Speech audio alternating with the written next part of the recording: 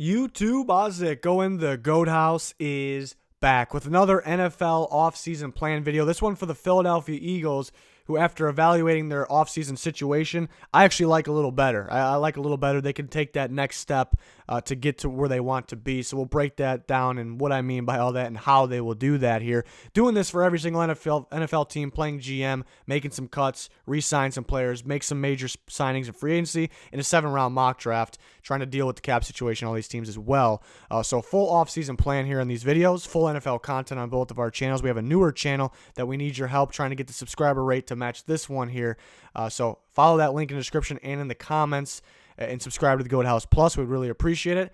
And follow our Twitter and Instagram, daily posts, answering any questions on Twitter. You'll find the link down below for those as well. But to the Eagles, first thing I like to do is kind of break down the depth chart. Guys in red are free agents. So they do have quite a bit of free agents. I don't think like major impact ones, though, really. That's kind of goes into why the offseason looks like it might be a little better for them than I once thought.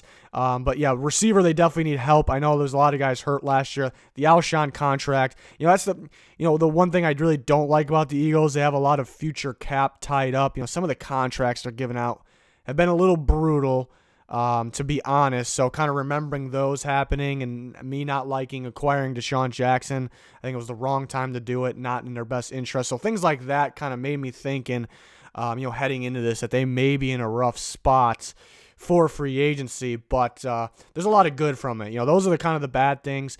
Lane Johnson, for an example, one of the best, at any given moment could be the best right tackle in football. Deserved a huge contract. Just the way that contract's kind of laid out is what I don't like. So little things like that, but they have a real good chance here, and we'll get in with the cap situation and everything. But yeah, need to get better at receiver. Offensive line, I think a little rough at times last year for what you expect. You expect top tier, but that's because of the injuries. So hopefully they can stay healthy. Hopefully Andre Dillard could take that next step. Carson Wentz, it seemed like when the offensive line was playing better, he was playing better. Had a little rough patch of the year, in season at one point last year, but he'll play better this year. And then getting Miles Sanders was great. Got Jordan Howard's a free agent. Look at the defense. Defense, it's mainly just coverage, the secondary.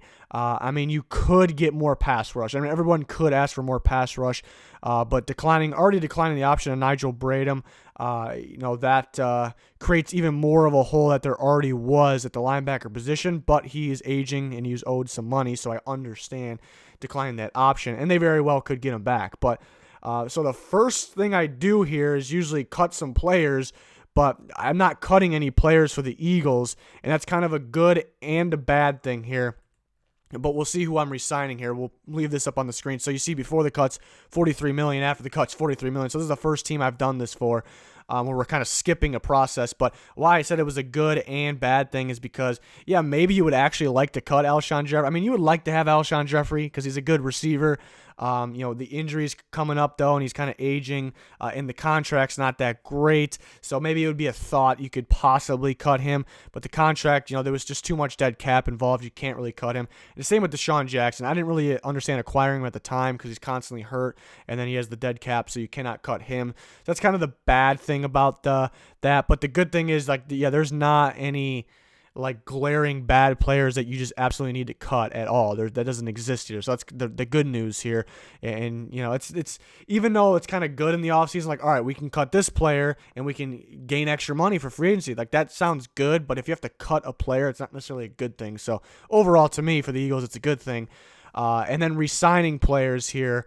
And this is great too, and this is why I think the offseason plan could be better than once I thought, because more cap space. That means more cap space. $43 million is a pretty good number, and who you have to re-sign isn't going to cost a whole bunch. Malcolm Jenkins is actually already involved in that, so picking up his option, you see there, it's an option. It's not going to take anything off the cap hit. If you decline his option, or the cap space, I should say. If you decline his option, then you're going to gain more cap, but very good safety, but mainly, I think, crucial as a captain, as a leader, this group, and you may need another safety as it is, so you definitely keep him. So even after that point with Malcolm Jenkins, you're still at $43 million. And then look at these players. Jordan Howard, I liked him a lot. The first few weeks they weren't really using him. Then they got him going. He was looking real good. Looking like a good 1-2 punch with Miles Sanders there. And, it's not going to cost a whole bunch. I think you bring him back. And then Jalen Mills, too. There was a little bit, maybe too much hype surrounding him at one point. So maybe not as good as we once thought. So we should be on the cheaper side. We'll see how much he asks for.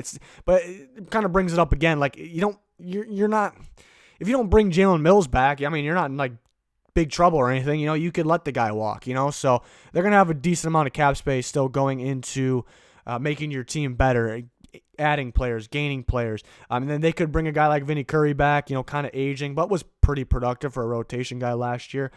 They could, again, they declined Nigel Bradham's option, save money. You could re-sign him for cheaper. That's an option. I think just get better at that position either way. So I didn't kind of go that route. And then to the major signings, you need the corners.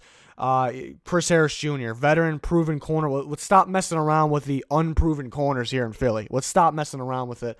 Let's go get a proven guy. Go get Chris Harris Jr. That's what you need out there. I still believe in maybe Sidney Jones getting a little better. I liked him a lot pre-injury, that unfortunate injury at the pro day, I believe it was. But I liked him a lot out of Washington. So maybe guys like that could get better. But Chris Harris makes this team a lot better.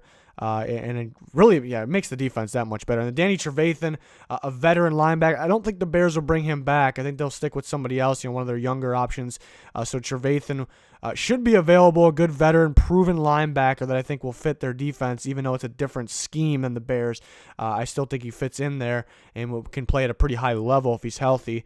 So you get a guy like that. And then I don't really like for teams to go, especially this free agency, to go too crazy with the receivers in free agency. I don't want to spend too much money is what I'm getting at, because of the absolutely loaded draft class for receivers. Because you don't want to overspend on free agency, and that's kind of a bad thing for some of the free agent receivers there. How good the class is.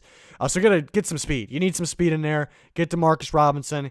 I know you have Alshon, Deshaun Jackson. It's hard to trust those guys, especially Deshaun Jackson. It's hard to trust those guys to stay healthy.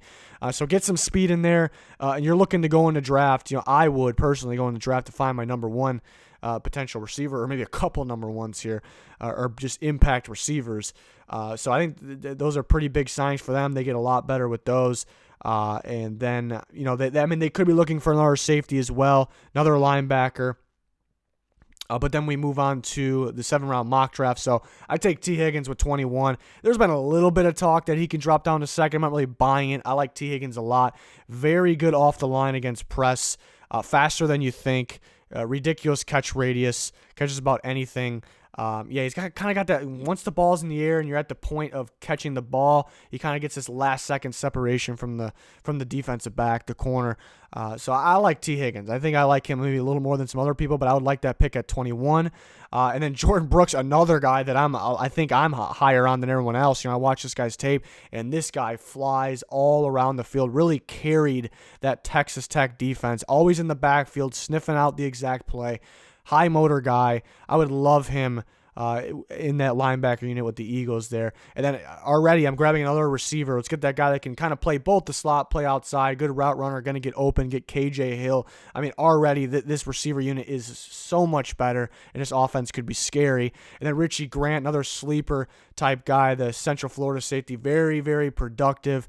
And then could actually potentially start for them. And then Miles Bryant, get the Washington corner in there, mainly for depth rotation, could play. Still probably looking for that starter next to Chris Harris in this scenario. And then I like their starting defensive lineman. Obviously Fletcher Cox, one of the best in the game. And then Malik Jackson, who they picked up, unfortunately got hurt last year.